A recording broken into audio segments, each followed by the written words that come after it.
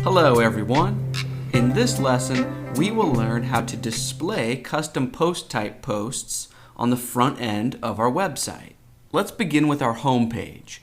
So in this section, we just want to load in two of our event items, or event posts. At the moment, this is just hard-coded fake static HTML. So right now, let's dive into the code and make this pull in dynamic WordPress data. So within our theme folder, let's jump into frontpage.php. So down here around line 16, we see the heading that reads upcoming events. So right below that line, we can just add a bit of test text and say testing 1, 2, 3. And that way we can see that we're coding in the right spot in the template file. Okay, now on our home page, WordPress is not going to automatically query for any posts for us, right? WordPress is just going to query that one individual page named Home. So if we want to pull in two event items or two event posts, that means we are going to need to write our own custom query. So back in the code, let's delete testing 1, 2, 3, and instead let's put together a custom query. So obviously we want to drop into PHP. And let's create a variable to store the custom query in. We can make up any variable name we want, but just to make sense, why don't we call this homepage events? The name's up to you, but that's what I'm going with. And we want that to equal a new instance of the WP query class. You might remember that we created a custom query 3 or 4 lessons ago, but let me refresh your memory a bit. WP Query is a class that WordPress provides for us, and it is the blueprint. It's going to do all of the heavy lifting for us. Within these parentheses, we just tell the class what data we want to query from the database. The class will do its thing, and then we will have this variable or this object named homepage events that will contain everything we need, and then we can just loop through this object to display the content on the front end. Okay, so our first step within these parentheses right after the class name is we want to provide it with an array of arguments. So the word array and then parentheses, and then I like to drop down to a new line just to stay organized. And now we just tell WordPress what we want to query from the database. So let's say how many posts we want, right? Because we only want 2. So let's use the parameter posts per page. And let's set that to 2. And then let's add a comma so we can add another argument. Here's a very important one. Let's target the parameter named post type. And you might be able to guess what we want to set that to. Event, right? Because that's the custom post type that we're trying to load. And we will now have this variable or object that contains 2 event posts. So now we just need to loop through this variable to display it on the front end. So right below this code, let's begin a while loop. So the word while and parentheses and then curly brackets. So remember within these parentheses, you tell the code how many times it should loop. Now luckily, this variable or object that we created is self-aware of how many posts it contains. So within the while loop parentheses, we can just target that variable name, homepage events. And then we can look inside that object with dash greater than, and then we can call its method named have posts. Okay, so now the while loop will keep repeating as long as there are still posts to loop through. And then within the curly brackets, the body of the while loop, what do we want to do first? Well, we always want to begin by running the function thePost, as that will get the data ready for each post each time the loop repeats itself. Only we don't just want to call the global version of the post. Right before this, we want to begin by looking within our object, right? So homepage events dash greater than. Okay, so now after that, we are free to output a little bit of HTML onto the page. So why don't we just close out of PHP here, and then on this line, drop back into PHP to close out the while loop. And now in between on this line, we can add HTML. For now, let's keep it simple. Let's just output a bulleted list item, and within it, let's go into PHP and output the title.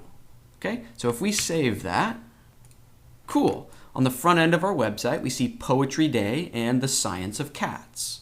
And now, instead of just a simple bulleted list item for each of these, let's go ahead and actually use this visually appealing structure and style. So back in our text editor, right underneath this PHP code we've been writing, we see a div with a class of event summary. Starts there and ends right here. And then right below it, there's another event summary div. So we don't need two of them. We just want to use one of them as a template. So let's delete this bottom one. And then why don't we just cut and paste this remaining event summary div into our clipboard. Okay, so we've deleted that fake static HTML.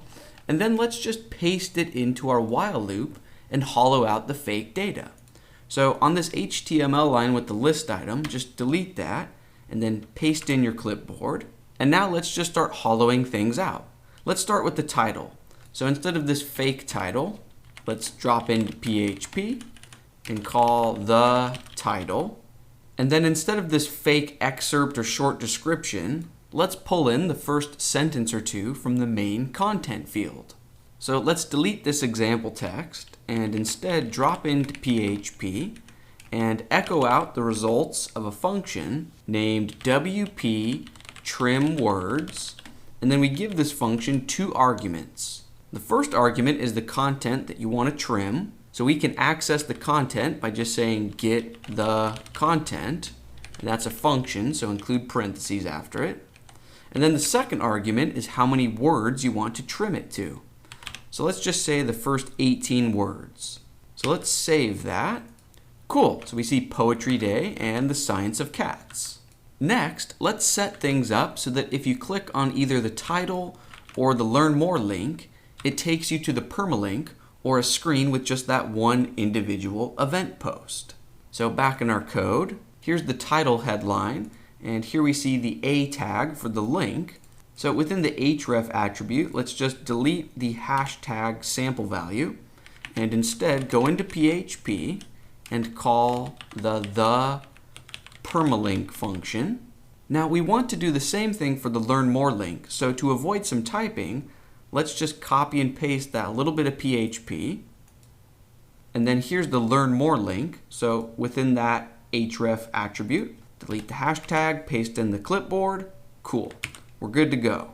So now if I click on this title of Poetry Day, we run into a bit of a problem. We can see that up in the address bar that takes us to /event/Poetry Day, and we would expect that to be the permalink for that one post, but instead we see a welcome to our blog with 0 content, and the actual title attribute that we can see up in the tab for that page is page not found. Now don't worry, all we need to do to fix this is rebuild WordPress's rewrite or permalink structure. To do that, you can just head over to the WordPress admin and down in the settings menu, click on permalinks. Now you don't even need to switch to a different option. You can leave whatever option you're currently using, but just come down here and click Save Changes. As soon as you save, you'll see this message, Permalink Structure Updated. And now if we go back to this page and refresh, cool, we see that the URL of event/Poetry Day indeed works. The reason we had to rebuild our permalink structure is because up until our previous lesson, WordPress has no idea what this keyword of event means up in our address bar, right? You and I know that this is tied to our new custom post type, but WordPress doesn't rebuild its permalink structure on every saved change. For performance reasons, it only updates the permalink structure at key moments. For now, let's focus on customizing this page template for our events, right? Because at the moment, this is using the template for blog posts. We can see we have a link here to take you back to the blog home, and it says posted by Brad on the date, in, and then it would say a category here.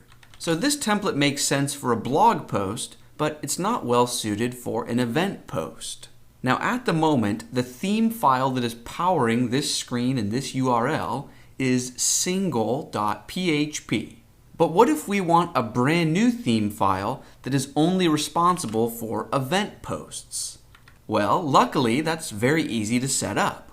So back in our text editor, in our theme folder, I want you to create a brand new file. And the name of this new file is very important. Let's name it single-event.php. Whenever we register a custom post type, WordPress will automatically be on the lookout for a file in our theme folder named single- and then whatever your custom post type keyword is. Okay, so in this new file, if I just say test123 and save, and then refresh, that theme file is indeed being used for individual event posts. Now next, why don't we go ahead and use the code from single.php as a starter template for this, and then we can just customize it in little ways that make sense for events. So back in our text editor, I will jump into single.php. I'm just going to copy the entire thing into my clipboard, and then back in single-event.php, just paste in my clipboard. And now let's just customize it so it makes more sense for an event instead of a blog post. So I think the first thing I will address is this beige area here in the meta box. Blog posts are more personal, so it makes sense to care who the author is. But in the case of an event, I don't think we need this meta information. Instead, we could just output the title of the event again. So here's the meta box. We can see posted by. So let's just delete all of that, including on the date and in the category. And instead, let's just drop into PHP and say the title. Cool. Next, let's update this blue link here. So instead of blog home, it says event home. And when you click on it, it should take you to a screen that shows you all upcoming events. So back in the text editor, here we see blog home. Let's just change that to events home. And now in terms of the actual URL that we should use when you click on that link, let's stop for a moment and I want to show you something. So up in the address bar, for this individual post, it's event/poetry day. But if I want to see a listing of all events, you can just get rid of the poetry day part and go to /event. Now we just ran into a bit of a problem. So again, in the tab bar for the title, we see page not found, and we can see that the page is blank. And this is because when we registered our new custom post type, we need to tell WordPress that that post type supports an archive. So right now, let's go edit the code that registers our custom post type. To refresh your memory, that file that controls that lives within our WordPress folder. So the folder where all of your WordPress system files live. And then within the WP content folder, remember we created this must use plugins or MU plugins folder. And within that folder, we created a PHP file with the code that registers our custom post type. Now right now, go ahead and open up this file in your text editor. Okay, remember this is the code where we register our post type. And to get back to the goal at hand, we want this post type to have an archive URL. So let's just add a parameter to the top level array. So maybe right before this public line, let's target the parameter named has archive, and then just set it to equal true. So let's save that. And then back in our browser, if I refresh this /event screen, cool, it's no longer page not found. Instead, it's a legitimate archive of all of the event posts. Now, if this is an archive with multiple events, you might want to look up in the address bar and think, would it make more sense if the URL was /events, plural, instead of just event? Well, let me show you how you can control what keyword gets used as the slug here. So back in our code, by default, whatever post type name we register when we first call this function, this will be the keyword or slug for that post type. But in a perfect world, we might want to use a singular name for the post type, but then a plural name for the URL or slug keyword. In our code, we can just add another item to this top level array. So right above this has archive line, let's create a new line. And the parameter name that we're interested in is rewrite. And then we want to set that to equal its own array. Okay, and then within that array, we just want to set a property or parameter of slug, and then we can set that to equal whatever we want. So you could say unicorn or pizza or whatever you want to show up in the URL. Let's just say events as in plural. Okay, so if I save that and then refresh the old archive that is /event, WordPress says, hey, page not found. I don't know what you're talking about. And that's because we changed the URL to events, plural. Okay, now changing gears, on this events archive screen that shows all events, you might notice that this formatting or styling makes sense for a blog post, but we'd probably want to display things differently for an event. Now at the moment, the theme file that is powering this screen and URL is archive.php. And if we want a new theme file that's only responsible for the event archive, all we need to do is go into our theme folder. Here it is. And let's create a brand new file in the theme folder. The name of this file is important. We want to call it archive dash and then whatever the name of our custom post type is. So in this case, event.php. So in this new file, if we just say 1234 and refresh, cool, we can see that that's the right theme file that's powering the archive. Why don't we just go ahead and use the regular archive.php as a starting place and then adjust it from there. So in regular archive.php, copy all of this into our clipboard, and then back in archive-event, let's just paste in our clipboard, and let's start from the top. We don't need the main large headline to be dynamic, so instead we could just hard code that to all events. And we don't need the subtitle to be dynamic. We could probably hard code that to see what is going on in our world. Let's save that. Okay, cool. Next, let's adjust how each individual post is displayed. So this styling makes sense for a blog post, but for an event, I think we can just recycle the homepage styling for events, right? Let's just reuse this styling with the little date circle and then the title and a blurb. So back in our text editor, in archive/event.php, let's scroll down a little bit. Here we can see the while loop begins. So anything after this curly bracket is going to run once for each post. And we can see here is where the HTML begins. And down here is where it ends. So let's just delete that and hollow it out. And then let's just copy and paste the HTML template for an event from our home page. So back in frontpage.php, this is the while loop that we wrote at the very beginning of this lesson. And remember this event summary div. Let's just copy that into our clipboard. And then back in archive event, let's just paste it in here. Let's save that. And if I refresh the all events archive screen, cool. And if I click on one, to bring things full circle, remember we wanted to update the URL when you click on Events Home. So if we want to edit this screen's template, in our text editor, we need to jump back into single-event.php. Here's the meta box, and more importantly, here's the Events Home link. You can see that its href is currently pointing towards site URL /blog. Now technically we could just change that to /events, but what if in the future we changed that slug? Well, then we would have to remember to change it here as well. So instead what we can do is delete that and use a WordPress function that will automatically get the URL for a post type archive. So we just echo out get post type archive link.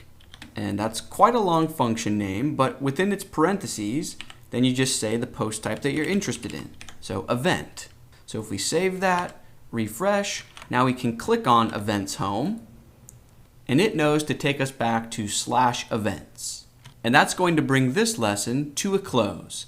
Now you might be yelling at the screen saying, Brad, you're still using fake hard-coded dates for every event. I'm well aware of that, and it's something that we're going to fix in our next lesson. In order to set up the perfect date system for events, we are going to need to learn about something called custom fields. It's a super powerful topic. It's going to be a lot of fun. Let's keep it rolling, and I will see you then.